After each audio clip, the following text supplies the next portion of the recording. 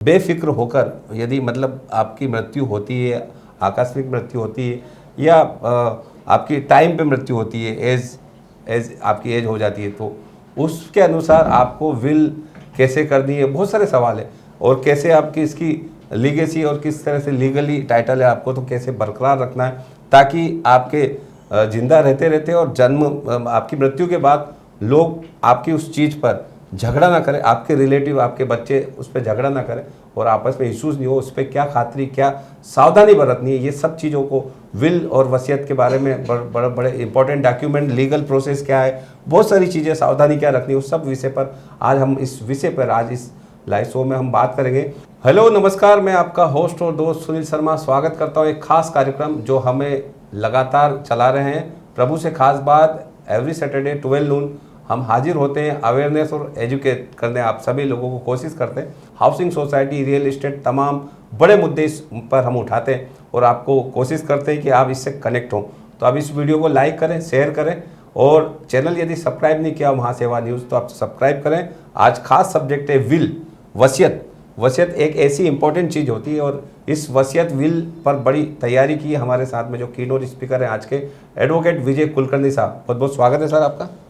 नमस्ते सुनील जी, फिर से मुझे बुलाने के लिए आपके चैनल पे। तो विजय कुलकर्णी जी हमारे साथ में तमाम मामलों के मतलब हाउसिंग सोसाइटी, CHS और महाराष्ट्र की बात करें या दूसरी जगह की कोऑपरेटिव सेक्टर पर आए दिन ये एज ए चीफ गेस्ट या गेस्ट स्पीकर में कंडक्ट करते हैं, सेशंस, सेमिनार्स करते हैं, ऑनलाइन करते हैं, तो काफ़ी अवेयरनेस करते हैं और हमारी महासेवा की टीम से कनेक्टेड हैं, इनपैनलमेंट हैं एज ए स्पीकर, तो काफ़ी सारे विषय पर कवर भी करते हैं, रेगुलर आते हैं हमारे साथ में। तो सर बहुत बहुत धन्यवाद। हम आगे बढ़ते हैं। Making a will in India, your legacy legally secure, ये टाइटल होता है, बड़ा इंपॉर्टेंट टाइटल होता है। एब्सोल्युटली। आपकी असेस्ट जमा पूंजी होती है आपका घर, और उस घर से रिलेटेड आप बेफिक्र होकर यदि मतलब आपकी मृत्यु होती है, आकस्मिक मृत्यु होती है या आपकी टाइम पे मृत्यु होती है, एज आपकी एज हो जाती है, तो उसके अनुसार आपको विल कैसे करनी है, बहुत सारे सवाल है।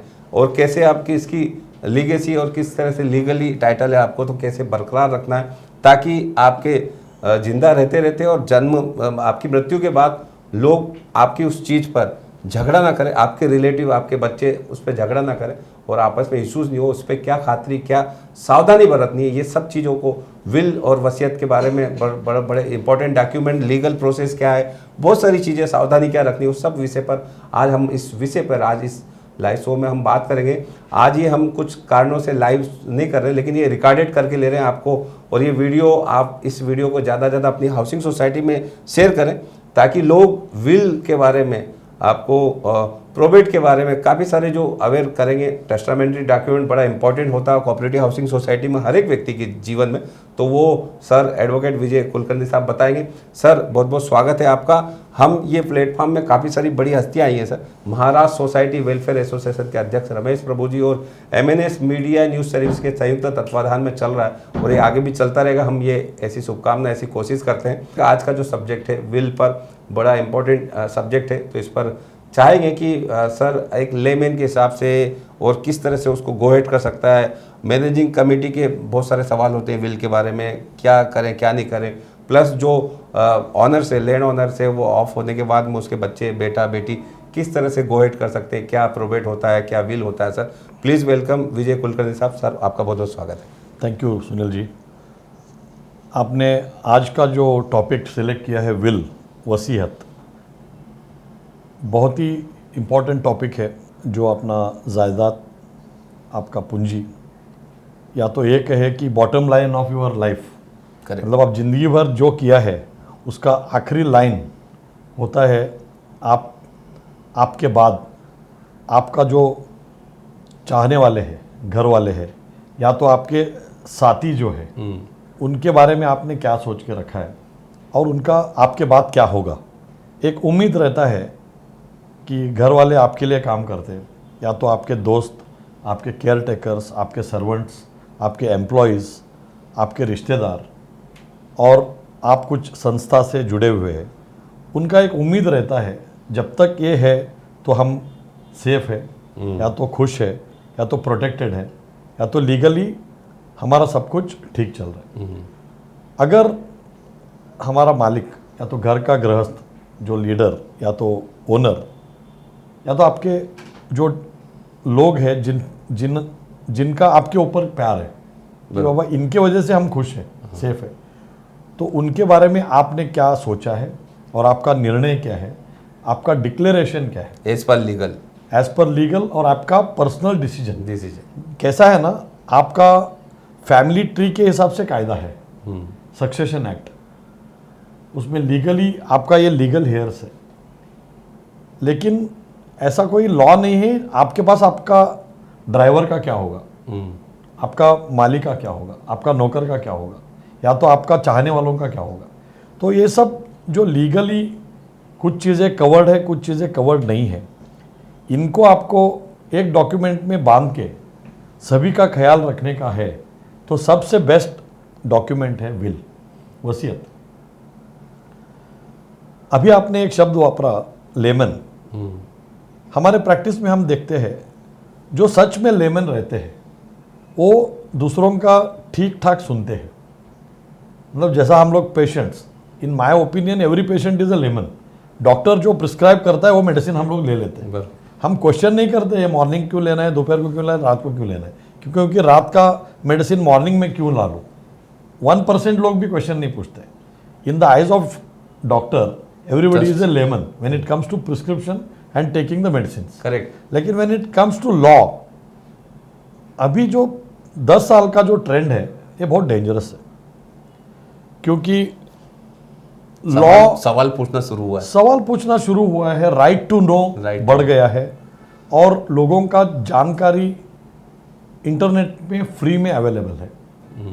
लेकिन सवाल ये उठता है कि विल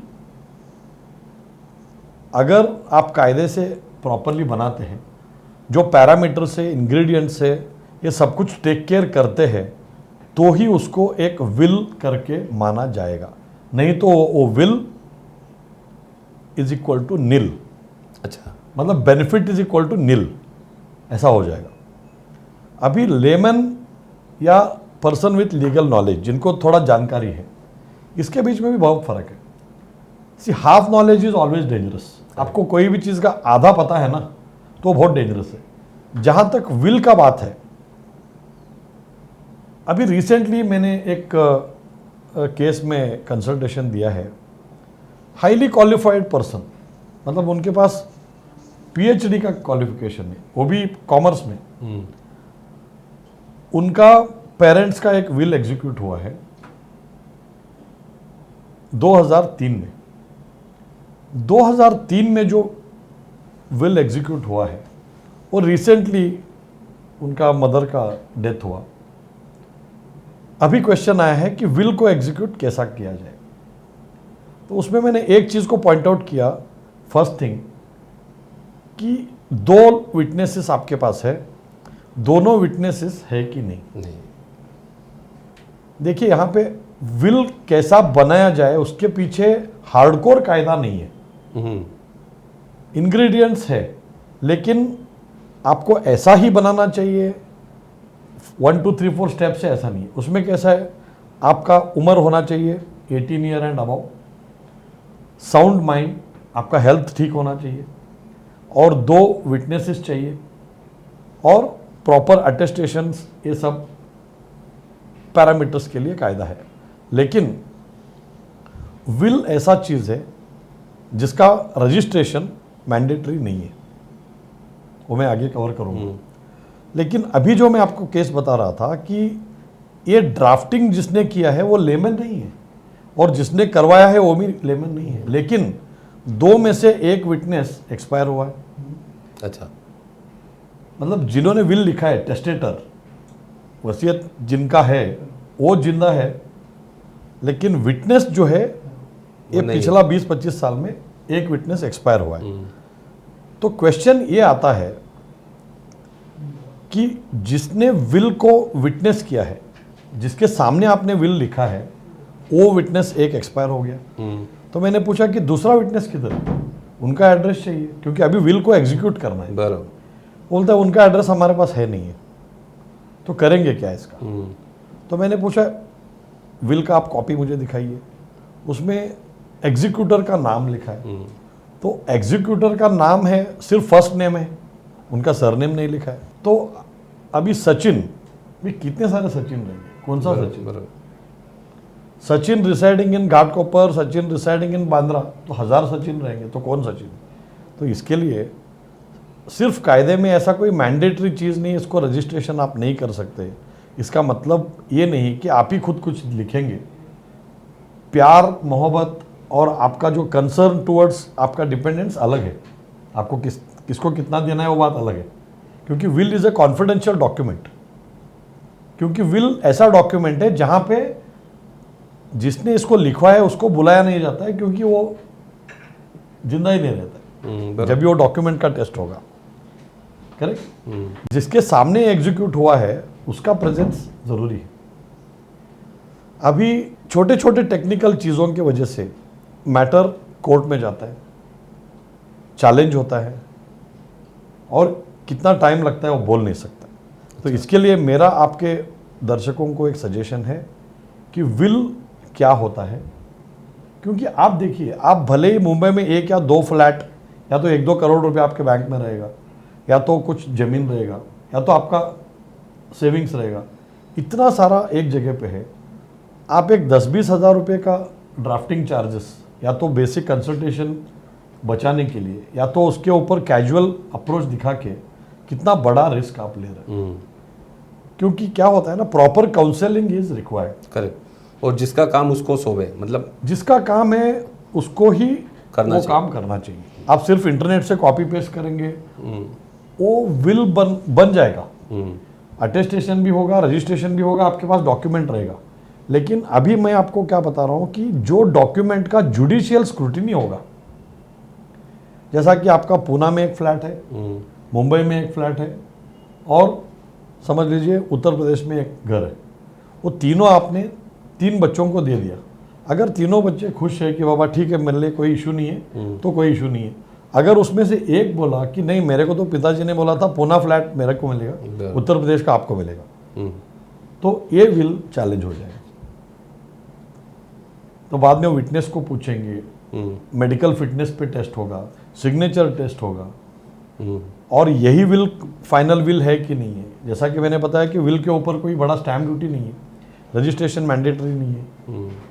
तो इसके वजह से जो कंटेंट्स ऑफ द विल है उसका जुडिशियल टेस्ट अगर डॉक्यूमेंट पास होता है तो ही आपका जो लीगल डिक्लेरेशन है, मेरा टोटल एसेट्स या एस्टेट में से ABC को इतना इतना मिलना चाहिए, तो ही उसका प्रॉपर एग्जीक्यूशन होगा। अच्छा। नहीं तो विल का कोई मतलब नहीं। बिल्कुल चैलेंज भी हो सकता है, विल बिल्कुल चैलेंज हो सकता है।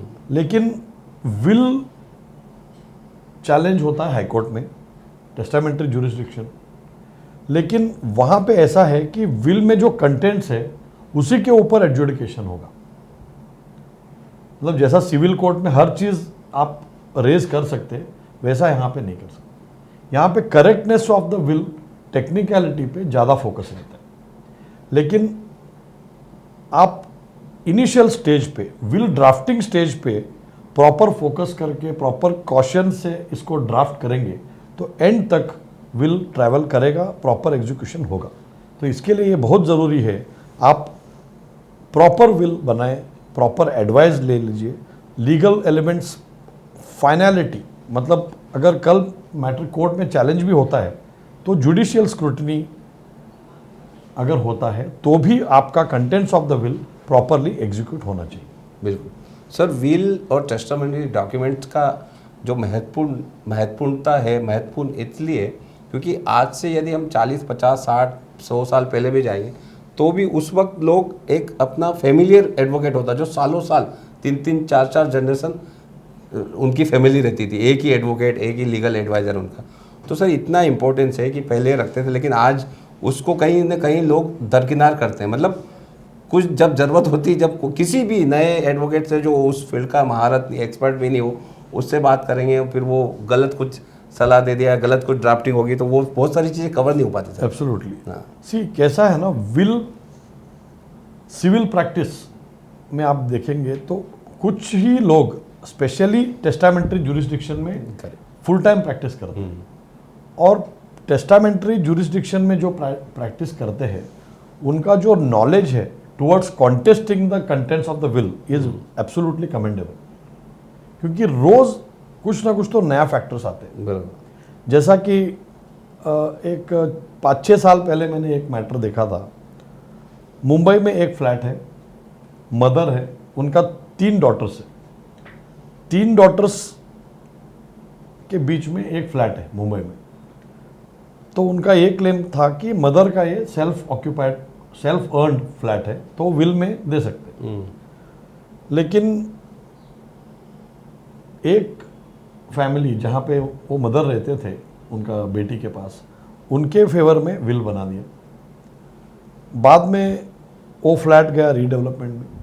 उसके बाद दूसरे बेटी जो दूसरे सिटी में थी उनके पास मदर चले गए, तो उसके बाद और एक विल बनता है।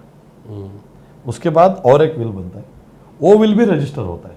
Contents of the will 2 sisters को पता नहीं चलता है, जिनके घर पे माँ रहते हैं उनको पता चलता है। प्रॉपर लीगल एडवाइस लेके वो सेकंड विल बनता है। लेकिन उसमें ये होता है कि proper execution of will, proper qualified witnesses, proper contents of the will, ये बना के सेकंड विल जो एग्जीक्यूट होता है वो विल स्टैंड होता है। क्योंकि जब भी हम लोग विल ड्राफ्ट करते हैं उसमें हम लिखते हैं कि this is my last will. अच्छा। तो दोनों विल रजिस्टर्ड है, तो भले ही पहला विल रजिस्टर्ड है या दूसरा विल रजिस्टर्ड नहीं है तो भी latest will is valid, last will is valid. तो contents of the will change हो गए, विच इज एब्सोल्युटली ओके, क्योंकि ये आपका डिसीजन है। इसके वजह से मेरा सजेशन ये है कि विल आप ड्राफ्ट करा के, भले आप एडवोकेट से ड्राफ्ट कराएंगे या तो आप खुद ही लिखेंगे, इसका रिव्यू बहुत ज़रूरी है। मतलब कुछ कॉशियस जो लोग रहते हैं आजकल आप देखेंगे तो 30-35 उम्र के बीच में यंगस्टर्स को हार्ट अटैक हो रहा है। मतलब that is the first trigger that you should make a testamentary document. Correct. मतलब कितने लोगों का शादी भी नहीं होते फिर भी फर्स्ट हार्ट अटैक हो जाता है, तो whole family will be in trouble. Just marriage हुआ है 2-4 साल में हाई स्ट्रेस की वजह से हार्ट अटैक हो जाता है, then they will feel like drafting a will. लेकिन विल को ड्राफ्ट करने के बाद कुछ सालों के बाद उसको रिव्यू करना ज़रूरी है और अपडेटेड इन्फॉर्मेशन आपके पास होना चाहिए। जो आपके विटनेसेस है उनका लेटेस्ट आप आधार कार्ड लेके रख सकते हैं, जो लेटेस्ट आपके डॉक्टर है फ्रेश सर्टिफिकेट आप लेके अटैच कर सकते हैं, जो आपके एडवोकेट जिसने ड्राफ्ट किया है, अगर आपने रजिस्टर नहीं कराया सिर्फ नोटरी कराया तो नोटरी को भी आप बोल सकते हैं कि आपके रजिस्टर में प्रॉपर आप एंट्री करो।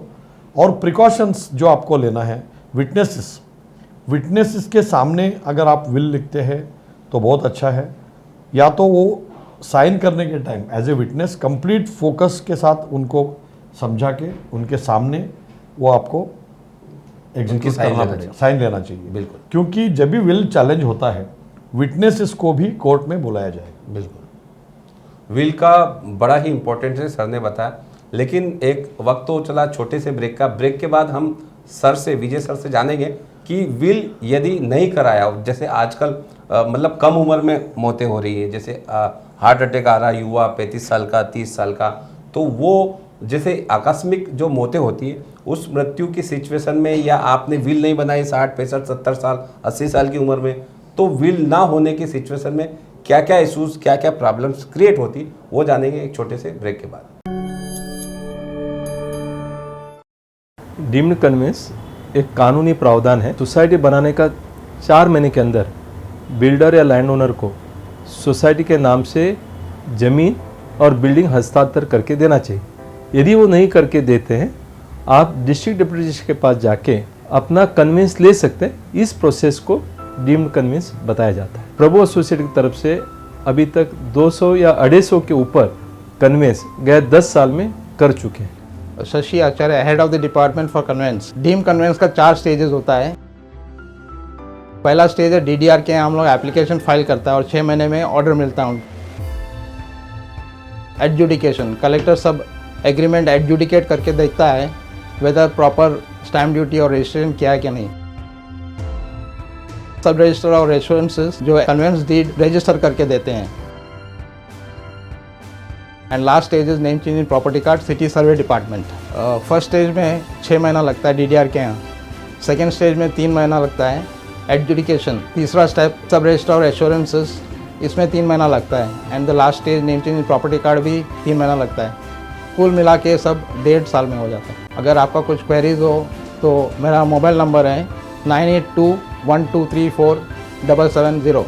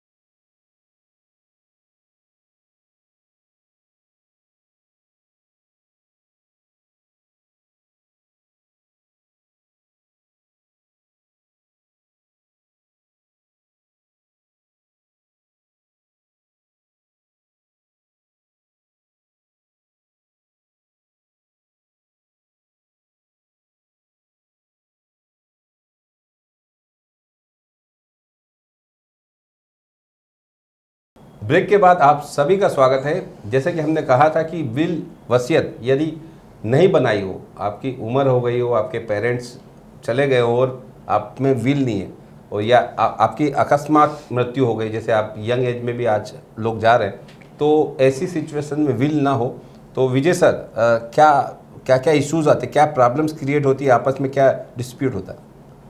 देखिए, विल और नो विल इसमें डिफरेंस इतना ही है कि विल में आप एग्जैक्टली डिक्लेयर करते हैं कि किसको कितना पैसा जाना चाहिए, या तो ज्वेलरी जाना चाहिए, बैंक डिपॉजिट्स जाना चाहिए, या तो एसेट्स जाना चाहिए। अगर विल में नहीं है, प्रॉपर विल आपके पास नहीं है, या तो विल ही नहीं है, तो आपको आपका सक्सेशन लॉ जो गवर्न करता है वो हिसाब से आपको प्रॉपर्टी में शेयर मिलेगा। अगर विल आपके पास नहीं है तो आपको हाई कोर्ट में, जैसा मुंबई का शहर में, या तो डिस्ट्रिक्ट कोर्ट जहाँ आप रहते हैं डिस्ट्रिक्ट में, letter of administration without will आपको पिटिशन फाइल करना पड़ेगा। अच्छा। उसमें ऐसा है कि अगर विडो प्लस उनके जो बच्चे हैं, अगर समझ लीजिए 2 बच्चे हैं, तो तीनों को इक्वल शेयर मिलेगा, और तीनों में से कोई भी हाई कोर्ट में पिटिशन फाइल कर सकता है कि I would like to be administrator for administrating the assets left by my deceased father. तो उसमें ऐसा होगा कि सिर्फ आपने पिटिशन किया है करके आपको ही प्रॉपर्टी मिलेगा, ऐसा नहीं। प्रॉपर्टी इक्वल मिलेगा सबको। तो उसमें आपको डिस्क्लोज करना है कितने कितने प्रॉपर्टीज़ है, कितने कितने बैंक डिपॉजिट्स है, कितने म्यूचुअल फंड्स है, कितना एसेट्स है, कितना लोन है। ये सब कुछ आपको एसेट्स लायबिलिटीज़ का शेड्यूल के हिसाब से डिस्क्लोज करके, उसमें आपको पिटिशन में लीगल हेयर्स को भी पार्टी बनाना है, रिस्पोंडेंट्स। तो दोनों आपके अलावा जो 2 बहन 2 भाई लोग हैं, तो 3 टोटल विथ विडो, तीनों का अगर कंसेंट मिलता है तो पिटिशन में जो आपने प्रे किया वो अलाउ होगा। अगर उसमें किसी का भी कुछ डिस्प्यूट आता है तो वो पिटिशन को सूट में कन्वर्ट होकर ट्रायल चलेगा। अच्छा। Just like a civil suit. तो ट्रायल कितने टाइम चलता है? ट्रायल थोड़ा लंबा चलता है, क्योंकि आपका अगर ऑब्जेक्शंस आते हैं, या तो आपका शेयर ज़्यादा मांगते हैं, या तो कुछ टेक्निकल चीज़ें उभर के आता है, तो ट्रायल लंबा चलता है। सर, ये एक विल के लिए फीस वगैरह का क्या स्ट्रक्चर रहता है? जो कोर्ट का फीस रहता है एक विल बनाने के लिए, कोई एक बंदा विल बनाना चाहता है और वो एक लेमैन के हिसाब से जाएगा, तो वो उसको कि वकील का काफ़ी सारा फीस रहता है। इसमें ऑफिशियली मतलब कोर्ट में और गवर्नमेंट में क्या क्या कहाँ फीस जाता है, क्या है? विल जो आप ड्राफ्ट करते हैं, तो ड्राफ्टिंग ऑफ द विल वो तो आपको नॉमिनल फीस कोई भी एडवोकेट्स के पास आप उनका सीनियरिटी, उनका एक्सपर्टीज़ के हिसाब से फीस चार्ज करेंगे। जब भी टेस्टेटर का डेथ के बाद जो विल एग्जीक्यूट होता है कोर्ट में, वो पिटिशन फाइल करने के लिए आपको कोर्ट फीस 75,000 रुपीज़ भरना पड़ेगा अगर आपका असेट का वैल्यू 10 लाख के ऊपर है तो। अभी आप मुंबई जैसा शहर में हर प्रॉपर्टी 10 लाख के ऊपर रहता ही है, तो 75,000 रुपीज़ का आपको कोर्ट फी भरना है। अच्छा। और उस पर आपको रिसिप्ट मिलेगा और चालान, कोर्ट फी आप ई चालान भर के आपका प्रोबेट या letter of administration with will without will जो भी आपको कोर्ट का ऑर्डर मिलेगा उसके हिसाब से नीचे ही कोर्ट का, बॉम्बे हाई कोर्ट का आप वो ग्रीन पेज का जो ऑर्डर आता है उसमें आप देखेंगे तो 75,000 रुपीज़ आपने कोर्ट फी भरा है करके वहाँ पे लिख के आएगा। बहुत सारे लोगों को कन्फ्यूजन रहता है कि ये सब फ्री में होता है, ऐसा नहीं है। ये गवर्नमेंट को रेवेन्यू जाता है as a court fee, directly उसको गवर्नमेंट का ट्रेजरी में जाता है और आपको उसका रिसिप्ट मिलेगा। तो 75,000 रुपीज़ आपका कोर्ट फी है, मैक्सिमम कोर्ट फी। उसके बाद एडवोकेट्स का जो आपका फीस है, जैसा कॉन्टेस्ट रहेगा तो अलग फीस रहता है, या तो ट्रायल चलेगा बहुत वो तो 5 साल 10 साल चलता रहेगा तो उसका depending upon the stages seniority और एक्सपर्टीज के हिसाब से आपको इंडिविजुअल एडवोकेट्स चार्ज करेंगे। अच्छा सर, विल बना हुआ है और वो 4 या 6 जो रिलेशन है, रिलेटिव है, उन रिलेशन में इक्वल नहीं हुआ तो क्या हो सकता है, इसमें चैलेंज हो सकता है? देखिए, विल अगर स्पेसिफिकली मेंशन करता है कि बाबा ए प्रॉपर्टी आपको ABCD मतलब विडो और 3 बच्चों को इक्वल देना है, तब तो कोई डिस्प्यूट नहीं है। कभी कभी ऐसा भी देखा गया है कि भले ही इक्वल शेयर अगर आपने लिखा है, उसमें कोई डिस्प्यूट कर सकता है कि नहीं मेरे पास एक कॉपी विल का है, वो लेटेस्ट है, उसमें पूरा प्रॉपर्टी मुझे ही लिखा है या तो 50% मुझे लिखा है। तो चैलेंज तो अगर बेनिफिशियरी जो है, जिनका बेनिफिशियल इंटरेस्ट वो विल में है, अगर उनको लगता है कि मेरे पास जो कॉपी विल का है या तो मुझे जो बोला गया था कि 50% मुझे ही मिलेगा, तो ये विल सही नहीं है।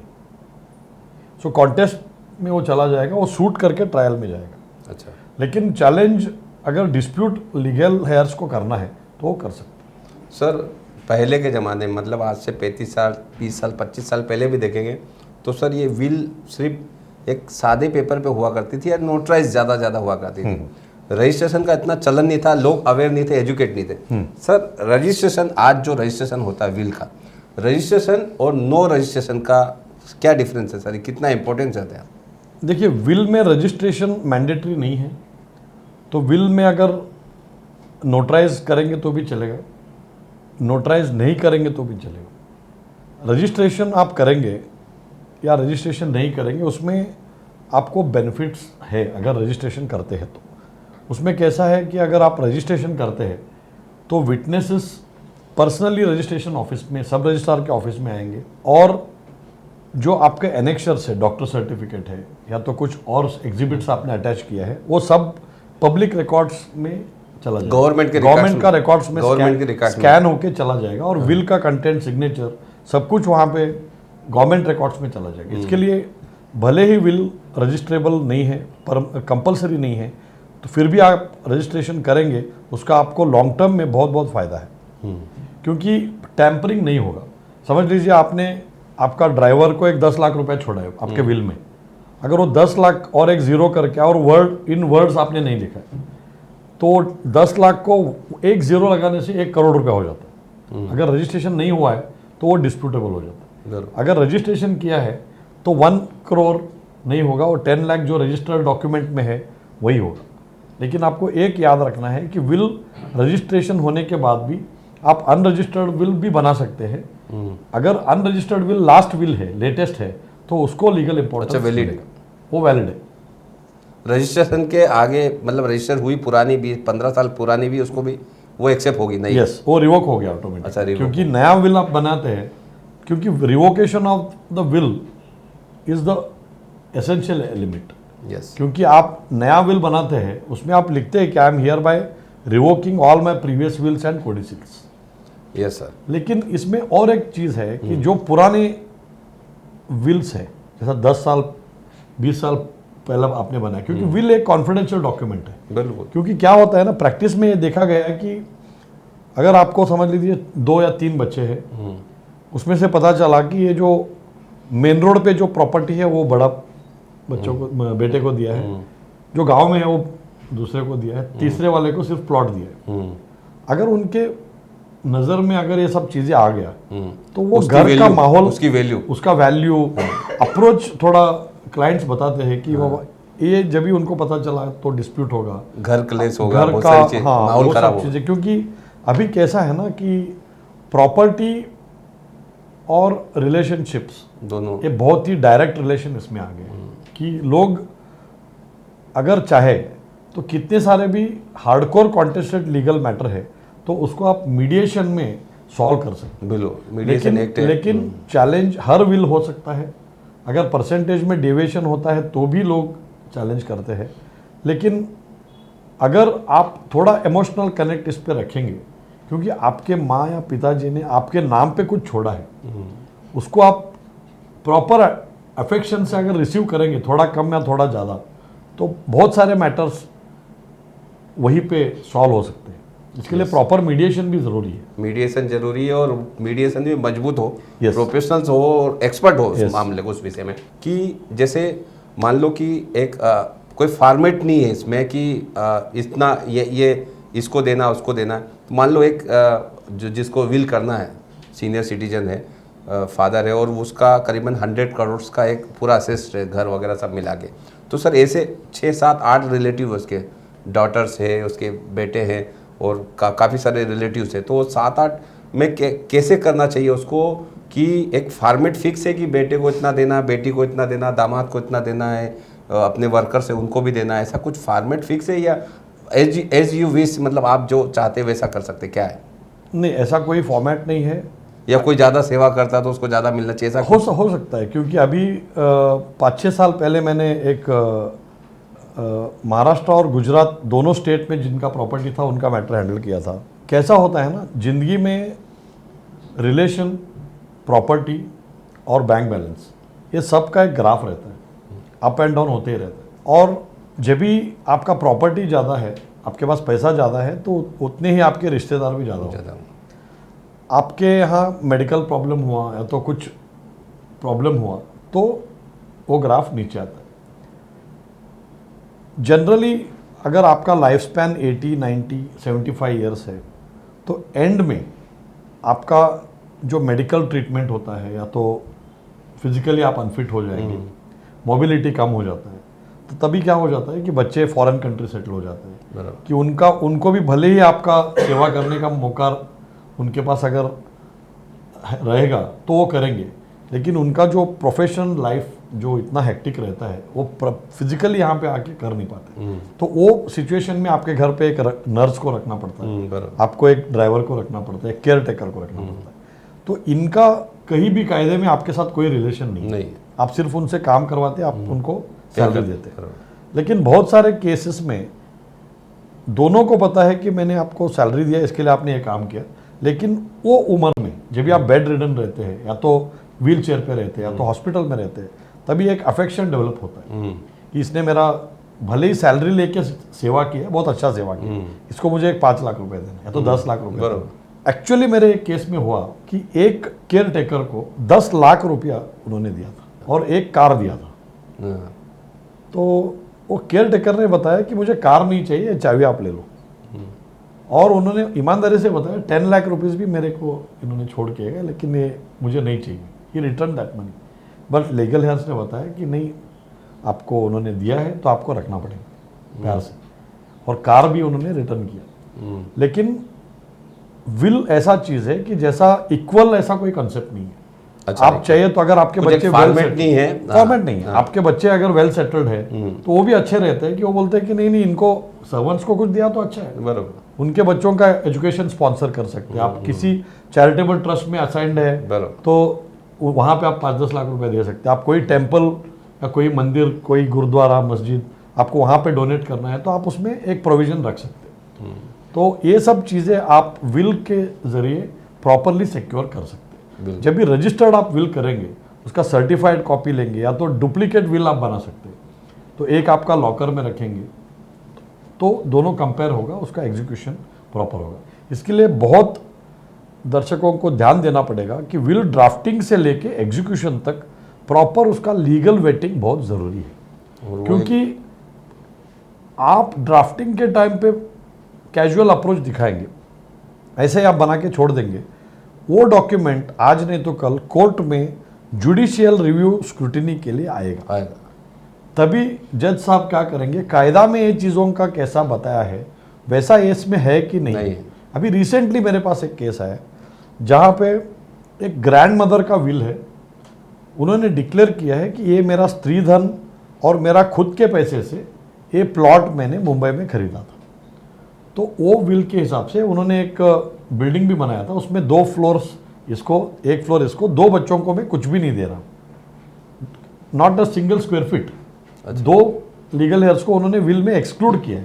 तो बाद में वो मैटर हाईकोर्ट में गया। हाईकोर्ट में जाने के बाद रिप्लाई जब भी मतलब केविएट जब भी फाइल किया कि we want to oppose this will, तो वो ट्रायल में जब भी सूट में कन्वर्ट हुआ पिटिशन, तो वहाँ पे रिप्लाई फाइल हुआ कि ये पर्टिकुलर प्रॉपर्टी जो है ये इनका सेल्फ एक्वायर्ड नहीं है, ये एंसेस्ट्रल प्रॉपर्टी है, मतलब विल नहीं बना सकते। लेकिन वो टाइम पे वो रेस्पोंडेंट्स को, डिफेंडेंट्स को पॉसिबल नहीं हुआ कि कुछ डॉक्यूमेंट्री एविडेंस रख के ये अवर्मेंट्स को प्रूव करना पड़े। उन्होंने सिर्फ रिप्लाई किया कि ये प्रॉपर्टी मेरा ग्रैंडफादर ने खरीदा था, ग्रैंडमदर ने नहीं। अभी हाईकोर्ट में प्रोबेट भी सैंक्शन इनके फेवर में आ गया जिन्होंने पिटिशन फाइल किया था। लेकिन पिटिशन जब भी डिस्पोज हो गया, प्रोबेट ग्रांट हुआ, क्योंकि विल में क्या होता है, प्रोबेट पिटिशन का हियरिंग में बेसिक टेक्निकल चीज़ें टेस्ट होता है, रूट कॉज पे नहीं जाते unless you bring the documents. लेकिन क्लाइंट्स को वो टाइम पे कोई भी रजिस्टर्ड डॉक्यूमेंट प्रॉपर्टी का मिला नहीं, इसके लिए वो कोर्ट के सामने ट्रायल जब भी चल रहा था तभी प्रोड्यूस नहीं कर पाए। लेकिन अभी जब भी मैटर रेवेन्यू कोर्ट में गया for endorsing the name of the legal hairs in the property card, तभी फिर से ऑब्जेक्शन फाइल हुआ और तभी इनको डॉक्यूमेंट मिला through the government office that this document is purchased by grandfather and not grandmother. So ये सिचुएशन में भले ही आपके पास प्रोबेट है, वो फिर से रिवोकेशन पिटिशन फाइल होके उसको आप रिवर्स करा सकते। तो रिवर्स भी होती है, रिवर्स होता देखा आपने। सर बहुत बहुत धन्यवाद। आप इतना महत्वपूर्ण जानकारी, विल वसीयत एक बड़ा डॉक्यूमेंट होता है अपनी लाइफ का, ज़िंदगी का जमा पूंजी जो रहती है, हम जो असेस्ट कमाते हैं वो अपने परिवारजनों में, अपने जो खास है लोग उनमें कैसे डिस्प्यूट करते हैं, उसी का एक दस्तावेज होता है। और एक चीज़ क्या है, आज का कार्यक्रम में हमने जो दर्शकों को रोज रोज का जो प्रॉब्लम्स इश्यूज आते हैं उसके बारे में बात की, सेक्शंस वगैरह कोट करके उसको एक क्लासरूम सेशन टाइप नहीं किया। इसके लिए जितने आपके दर्शकों का क्वेरीज आएंगे आप ले लीजिए, बिल्कुल हम फिर से आपका कोई सवाल हो विल से रिलेटेड, प्रोबेट से रिलेटेड, किसी भी डॉक्यूमेंट से रिलेटेड, नीचे चैट बॉक्स में लिखें आप, सर उसका जवाब वहीं पे दे देंगे। और आपको सर से, एडवोकेट विजय कुलकर्णी साहब से कनेक्ट होना है तो आप नीचे नंबर भी दिए जा रहे हैं, हम हमारे चैट बॉक्स में नंबर भी दे रहे हैं स्क्रॉल पे। और सर से मैं चाहूँगा सर अपना मेल आईडी और नंबर भी आप शेयर करें। श्योर, मेरा नंबर है 9920487117। ईमेल आईडी है vkassociates2008@yahoo.com। बिल्कुल, विजय कुलकर्णी साहब से आप संपर्क कर सकते हैं। कुछ भी आपका विल से रिलेटेड या हाउसिंग सोसाइटी से रिलेटेड आप बात कर सकते हैं, कंसल्ट कर सकते हैं। और यदि इस वीडियो को ज़्यादा से ज़्यादा अपने ग्रुप में, अपनी सोसाइटी के ग्रुप में डालोगे तो आप अवेयर और एजुकेट होंगे सभी लोग, तमाम लोग, विल जैसे महत्वपूर्ण विषय पर, housing society managing office bearers के लोग और दूसरे मेंबर्स भी। तो आपके होस्ट और दोस्त सुनील शर्मा को दीजिए इजाज़त। अगले एपिसोड में हम फिर आएंगे अगले सैटरडे अगले नए विषय के साथ में। और यदि मेरे ग्रुप से जुड़ना आपको तो मेरे ग्रुप का नंबर लिख लीजिए आप, मेरा नंबर व्हाट्सअप नंबर 9920378133। इस नंबर पर आपका नाम, सिटी का नाम लिखें, मैं आपको एक व्हाट्सअप ग्रुप में ऐड कर लूँगा, मेरे व्हाट्सअप ग्रुप में, जिसमें सिर्फ और सिर्फ आपके सिर्फ ये इस तरह अवेयरनेस के वीडियो और सेमिनार्स और वेबिनार्स के वीडियो ही आते हैं उसमें। थैंक यू वेरी मच, बहुत बहुत धन्यवाद। प्रभु से खास बात में आज इतना ही। Thank you very much sir, बहुत बहुत धन्यवाद। Thank you sir.